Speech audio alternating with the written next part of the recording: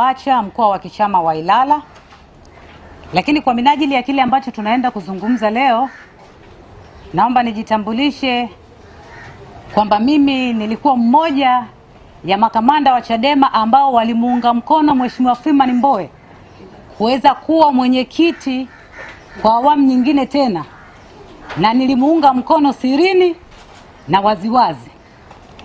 Lakini pia mimi ndiye ambaye niliongoza zoezi la kuchangisha fedha kwa BAWACHA wote wanaomuunga mkono ndani ya chama chetu kwa ajili ya kuweza kumlipia gharama ya fomu ya kugombea Mheshimiwa Mbowe. Lakini pia mimi nilikuwa mmoja wa waratibu wa zoezi la BAWACHA la kumsindikiza Mheshimiwa Mbowe kurejesha fomu kutoka nyumbani kwake kuelekea makao makuu ya chama pale Mikocheni. Lakini pia nilikuwa mmoja wa waratibu walioratibu kula za Mheshimiwa Freeman Mbowe za wanawake katika kanda ya Pwani.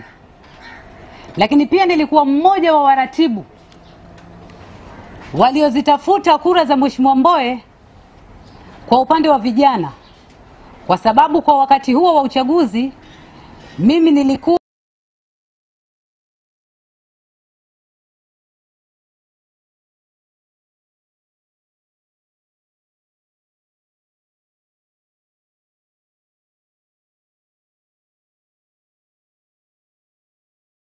jitokeza leo kuweza kuzungumza ni kwa sababu ya mradi unaoendelea ndani ya chama chetu hivi sasa wa kuwashawishi wanachama wenzetu kuhama na kuaminisha wanachama na Watanzania ya kwamba wanachama waliokuwa wakimuunga mkono Mheshimiwa Freeman Mbowe wanajiondoa Chadema. Ili hali jambo hilo sio kweli, kwani bado tupo wanachama wengi na viongozi wengi ambao tulimuunga mkono Mheshimiwa Freeman Mbowe kuweza kuwa mwenyekiti, ambao bado tuko Chadema, hatujahama na hatuna mpango wa kuhama chama. Na wenzetu wanapokuja kutekeleza mradi wao huu kwenye chama chetu, wanakuja na vihoja. Mimi naita vihoja, kwa sababu ukiangalia wote kuanzia anayehama akiwa kiongozi wa kitaifa mpaka mwanachama wa kawaida aliyeshawishiwa kuhama, sababu zao wote zinafanana.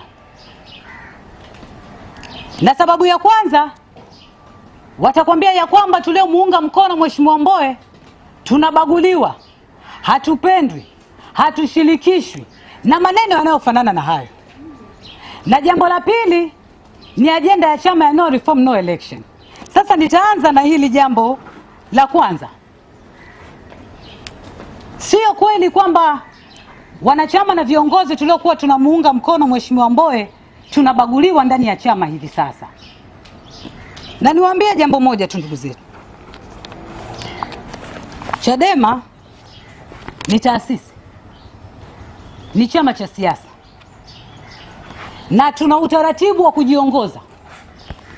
Tuna katiba yetu hii. Hii katiba yetu ndio inatupa mwongozo mwanachama na mwanachama washirikiane kwa namna gani. Ni katiba hii ndio inatuelekeza mwanachama na kiongozi washirikiane kwa namna gani. Sisi sio kikundi cha urafiki na ushosti. Tuna utaratibu wa namna ya kushirikiana, tuna utaratibu wa namna ya kushirikishana, na katiba hii inasema nani ashirikishwe wapi, wakati gani na kwenye jambo gani. Sasa wenzetu wanapotoka kusema kwamba hatushirikishwi, tunabaguliwa, na nyinyi ndugu waandishi wa habari mtusaidie kuwauliza, wanabaguliwa wapi? Wanabaguliwa katika nini? Sio waache tu hewani kwamba tunabaguliwa, hatupendwi. Hapana. Kwa sababu kwa mantiki inaeleza hapo kwamba ni katiba ndio inatuonyesha namna gani tushirikiane. Kwa hiyo lazima wanaotoka tujue, na sijaona hata mmoja kati ya waliotoka kwamba anaweza kuwa na ushahidi kwamba amebaguliwa kwa namna gani. Nitawapa na mifano ili muamini na mimi kwamba hiki wanachosema sio kweli. Wana sababu nyingine inayowafanya wafanye haya. Katika wale waliohama wale viongozi waliokuwa viongozi wa sekretarieti yetu, wenye mradi wenyewe, na mninukuu vyema, wenye mradi wenyewe, walioondoka baadhi yao waliteuliwa tena na uongozi huu ulioingia madarakani kuweza kuwa viongozi. Julius Mwita alikuwa katibu wa sekretarieti ya awamu ya uongozi uliopita, na sekretarieti mpya iliyoingia madarakani ilimpendekeza tena kuendelea kuwa katibu wa sekretarieti. Catherine Luge alikuwepo kwenye sekretarieti iliyopita, na uongozi mpya huu ambao wanasema unawabagua ukamteua tena kuwa mkuu wa idara ya jinsia. Kwa hiyo mpaka hapo tu kwamba hoja zao kwamba wametengwa, wamebaguliwa, hawashirikishwi katika shughuli za chama haina mashiko, ni uongo. Kwa sababu ingalikuwa kweli, sekretarieti isingewapendekeza na kamati kuu kwenda kuwathibitisha na wakaingia ofisini. Labda waje watuambie Mwita na Catherine kwamba sekretarieti ilikaa vikao hawakuitwa, waje na ushahidi. Lakini sisi wanachama tunajua kwamba vikao vyote vya sekretarieti walishirikishwa, walishiriki Mwita akiwa katibu, na walikuwa ofisini kila siku wakifanya majukumu yao katika makao makuu yetu ya chama aliyoko Mikocheni. Lakini jambo lingine, wale viongozi wengine kwa maana ya manaibu wale hawakuteuliwa tena. Kama hawakuteuliwa manake hawakuwa na nafasi yoyote, walikuwa ni wanachama wa kawaida mpaka wanaondoka. Kama mwanachama wa kawaida kwa mujibu wa katiba yetu, vikao ambavyo unahudhuria mwanachama wa kawaida, kama Salum Mwalimu alivyoondoka alikuwa mwanachama wa kawaida, kama mzee Kigaila alikuwa mwanachama wa kawaida, kikao walivyokuwa wanaweza kuhudhuria ni kikao cha msingi, ngazi ya chini kabisa ya chama, na kikao cha matawi, yani kwenye matawi yao. Kwa hiyo sehemu ambayo walipaswa kushirikishwa katika vikao na katika utekelezaji wa maazimio ya vikao ni kwenye misingi yao na matawi yao. Yani mzee Kigaila anaishi jimbo la Ukonga, kata ya Mzinga, mtaa wa Mwanagati. Yeye alitakiwa ashiriki kule katika utekelezaji wa shughuli za ujenzi wa chama, na sio kutaka kushirikishwa na viongozi wa taifa, na kitu ambacho sio kweli. Na naomba hapa niweke kumbukumbu nyingine vizuri. Nadhani ndugu waandishi wa habari mtakumbuka, katibu mkuu amekuwa akinukuliwa mara nyingi akisema ya kwamba baada ya ule uchaguzi baada ya kupatikana sekretarieti mpya, aliwaita akitaka wakutane waliokuwa viongozi wa sekretarieti iliyopita na viongozi wapya wa sekretarieti kwa ajili ya kushauriana masuala mbalimbali ya ujenzi wa chama. Lakini walimjibu ya kwamba waache wapumzike. Sasa watu ambao walishirikishwa wakakataa, leo wanatoa wapi uhalali wa kusema ya kwamba hawashirikishwi? Hawa watu ni waongo, wana mradi wao, wawaambie watu ukweli nini wanachokifanya. Na wakiendelea tutasema kwa sababu tunayajua ambayo wanayafanya. Lakini ndugu zangu, wamefanikiwa kushawishi baadhi ya viongozi wa ngazi za chini. Tumeona viongozi wa kanda, mikoa, majimbo na hata wanachama wa kawaida. Alafu kinachochekesha zaidi, sababu wote ni zile zile. Yaani iliyomuondoa kiongozi wa kitaifa mpaka mwanachama wa kawaida ni ile ile kwamba hajashirikishwa. Tuelewane. Waache kunyoshea vidole viongozi wetu wakuu. Kwa sababu katika mgawanyo wetu wa majukumu, mwanachama wa kawaida au mwanachama wa kata, wa jimbo, wa mkoa, yeye anataka kushirikiana kwa namna gani na kiongozi wa kitaifa. Kwa sababu kwa mujibu sisi wa utaratibu wetu, mimi wa ngazi ya chini, kwa mfano mimi ni kiongozi wa mkoa, napokea maagizo na maamuzi ya chama kutoka ngazi yangu ya juu ambayo ni ngazi ya kanda. Sasa wewe kiongozi wa kata, kiongozi wa jimbo, unaama baada ya kushawishiwa, unasema ya kwamba sababu yako ya kukuhamisha kwenye chama kwamba upate ushirikiano kwa viongozi wapya. Yaani kidole kinaenda kwa Mheshimiwa Lissu na Mheshimiwa Heche. Hilo jambo sio kweli, kwa sababu utaratibu wetu wa ufanyaji wa majukumu yetu hauko namna hiyo kwa mujibu wa katiba.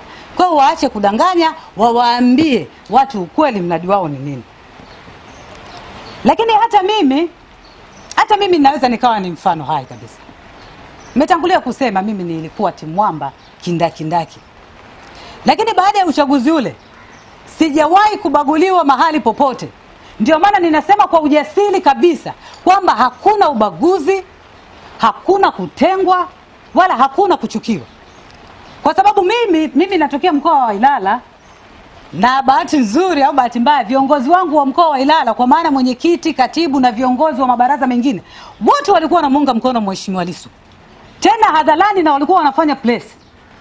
Lakini baada ya ule uchaguzi wameendelea kunishirikisha kana kwamba hakuna kilichotokea. Kwa maana tumeelewana kwamba uchaguzi umeisha, tumekwisha maliza, tumempata mwenyekiti wetu, tumepata na viongozi wengine, sasa tunaendelea kujenga chama. Na hata mwezi wa pili mwaka huu, uchaguzi ulikuwa mwezi wa kwanza, mwezi wa pili mwaka huu kulikuwa na ziara. Nilishirikishwa na viongozi wenzangu wa mkoa na tukafanya ziara. Kulikuwa na kikao cha mkoa mwezi wa tatu. Nilipewa taarifa na katibu, nilishirikishwa. Nilipewa nafasi ya kuweza kufanya majukumu yangu. Lakini kama hiyo haitoshi, mimi natokea jimbo la Ukonga. Jimbo la Ukonga, idadi kubwa ya viongozi wa jimbo na kwenye makata huko walikuwa wanamuunga mkono Mheshimiwa Lissu, na ni haki yao. Na mimi ilikuwa ni haki yangu kumuunga mkono Mheshimiwa Mbowe. Lakini baada ya uchaguzi ule mpaka leo tunaendelea na shughuli za chama kwa amani kabisa na kwa morali ya hali ya juu. Ni kwa sababu tunapeana ushirikiano, hatujabaguana. Kwa hiyo sio kweli kwamba watu wanabaguliwa. Mimi nazungumza nikiwa kama mtu ambaye nilikuwa katika timu ya Mheshimiwa Mbowe. Ninapata ushirikiano wa kutosha. Kwa hiyo waambie watu ukweli, kandarasi walionayo ya kuweza kuhakikisha wanaifisha Chadema, na sio kuweza kudanganya watu kwamba wamebaguliwa. Lakini jambo lingine, sababu ya pili ambayo hawa ndugu zetu wanaitumia ni ajenda ya chama ya no reform no election. Sasa hapa naomba tuweke kumbukumbu sawa. Ajenda ya no reform no election ni maazimio ya vikao vya chama. Kwa kuwa ajenda hii ilipitishwa na kamati kuu ya chama chetu iliyoketi tarehe 2 mwezi wa 12 mwaka jana. Na kabla ya kamati kuu, ukisoma hii katiba yetu, sekretarieti ya chama ndio ina wajibu wa kuandaa ajenda na kupeleka kamati kuu. Kwa hiyo kwanza tuelewane hapo. Hawa viongozi waliojiuzuru, waliokuwa wajumbe wa sekretarieti, wao ndio walioshiriki kuipika ajenda ya no reform no election. Wakaipeleka kamati kuu, wakaishawishi kamati kuu, kamati kuu ikaridhia. Kamati kuu ikaichukua ajenda ikaipeleka baraza kuu. Baraza kuu la chama likaipitisha. Baraza kuu la chama likaandaa ajenda ikaipeleka mkutano mkuu wa chama ulioketi mwaka huu mwezi wa kwanza pale Mlimani City. Mkutano mkuu wa chama, chombo cha mwisho kabisa cha juu cha maamuzi, tuliridhia kama wanachama kwa sauti moja kwenda na ajenda ya no reform no election. Kwa hiyo leo kutoka,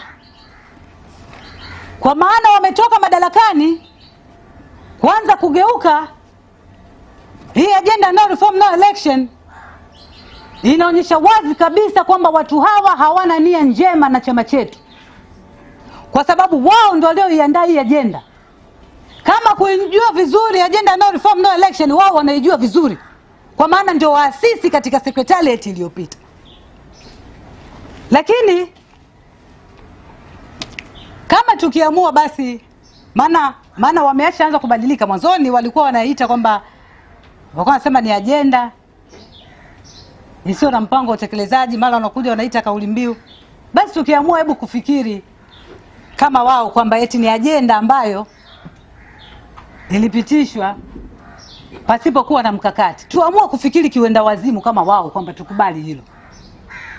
Basi naomba niseme kabisa ya kwamba uongozi mpya ulioingia madarakani ulifanya sahihi kabisa kuwafukuza wale wajumbe wa secretariat kwa kutowateua tena. Kwa sababu walifeli kutekeleza majukumu yao. Kwa sababu walitudanganya wanachama ya kwamba twende na no reform no election wakiwa hawajapanga mkakati. Kwa hiyo walifaa kabisa kutoteuliwa tena. Kama hiko ndicho wanachojaribu kutuambia. Lakini Ukiacha ajenda hiyo, kuna kitu kingine nacho pia wanakisema sana kuhusiana kwamba hawasikilizwi wanapotoa ushauri na wanarejea walaka wao ule maarufu uliojulikana kama walaka wa G55. Nimetangulia kusema hawa viongozi wa secretariat ndio walioandaa hii agenda, na wengi wao ni sehemu ya hao 55. Kwa walikuwa na uwanja mzuri kabisa wa kuishauri secretariat ya chama, ya kushauri kamati kuu ya chama, kabla hawajafanya maamuzi zaidi, kama kweli walikuwa na nia njema ya kushauri, na sio kutoka nje kwa maana hawajateuliwa wanaungana na wahuni kuanza kushauri. Na niseme hivi, naomba ikae sawa sawa tu. Jamani, ushauri sio maelekezo. Ushauri sio maelekezo. Sasa ukitaka kugundua kwamba hawa watu wanania hofu,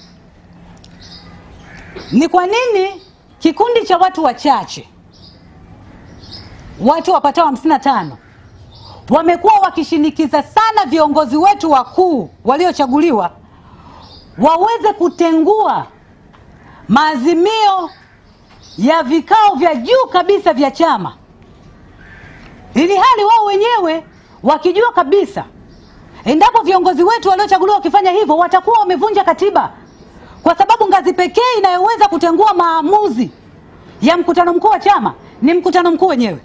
Hakuna ngazi nyingine inaweza kuyatengua. Kwa hiyo wao kuwashinikiza viongozi wetu kwamba waweze kutengua maazimio ya mkutano mkuu, inaonyesha wazi kabisa hawa watu wanania hofu na chama chetu, na wanania hofu na viongozi wetu wapya walioingia madarakani, na sisi tutawapinga hadharani kama ambavyo wao wanafanya njama zao ovu hadharani. Sasa nimalizie kwa kusema hivi, ndugu wanachama wenzangu, kinachoendelea sasa hivi, huu ni mradi, ni project ya mfumo katika kuhakikisha kwamba inaigawa Chadema ili iweze kuwa dhaifu, isiweze kupambana na CCM. Na wametumia uchaguzi wetu wa ndani ya chama kama mlango wa kuingilia, kuwashawishi wale wachache walioshindwa, ili waweze kuwashawishi wanachama waweze kukiama chama.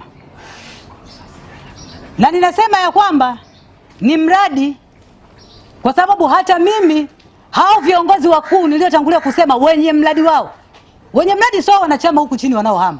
Wenye mradi ni wale wakuu wa pale juu walioondoka siku ya kwanza. Walinifikia na mimi, walinifikia kwa maana wakiamini mimi ni mwenzao, tulikuwa timu moja wakati wa uchaguzi wa Mheshimiwa Mbowe.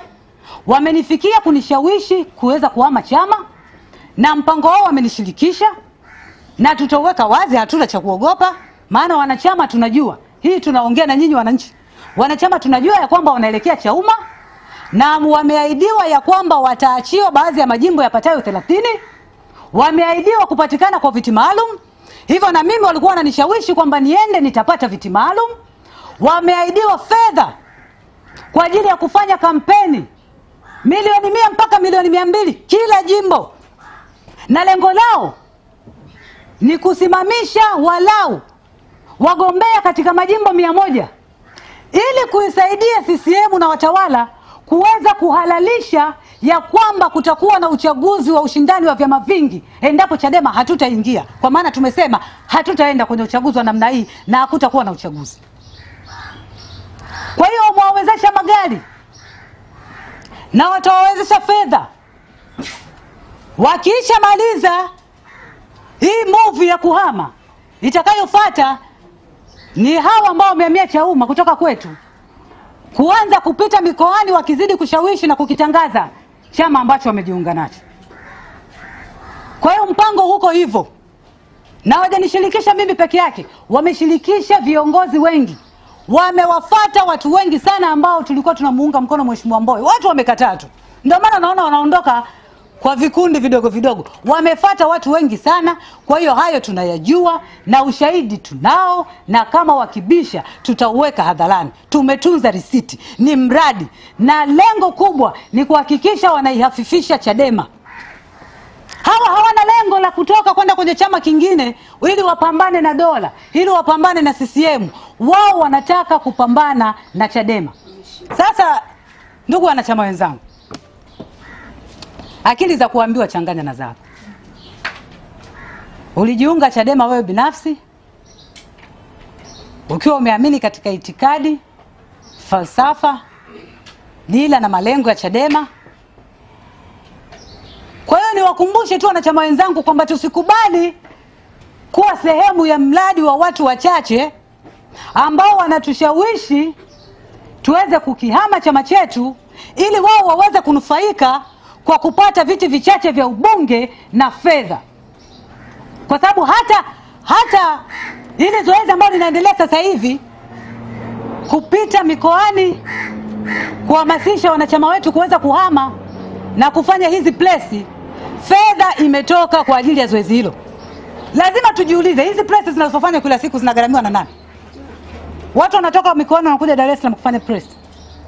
Ni fedha imetoka kwa ajili hiyo, na tunajua wanawaahidi wanachama fedha, wanaoenda kwenye press wanapewa nauli. Kwa hiyo ndugu wanachama wenzangu, tusishawishike, tusidanganyike kuwa sehemu ya miradi wa watu. Hawa wanaotoka hawana nia njema kabisa ya kupigania mabadiliko, hawana nia njema ya kuwakomboa Tanzania, bali wapo kwa ajili ya kupigania matumbo yao na maslahi yao ya muda mfupi. Na nimalizie kwa kusema namna hii. Chadema ipo imara na itaendelea kuwa imara. Chadema haiwezi kufa wala kuyumbishwa kwa sababu wanachama wachache walioamua kusaliti mapambano, walioamua kuangalia maslahi yao binafsi wanapotoka ndani ya chama chetu. Kwa sababu Chadema ni chama ambacho kina wanachama wengi sana, na tuna mtandao wa ngazi za uongozi mpaka chini kabisa kule kwenye misingi. Kwa hiyo ni chama ambacho kiko imara sana. Na pia Chadema ni chama ambacho ndicho kinaongoza kwa kuungwa mkono na Watanzania walio wengi. Kwa hiyo Chadema haiwezi kufa kwa tamaa za watu wachache.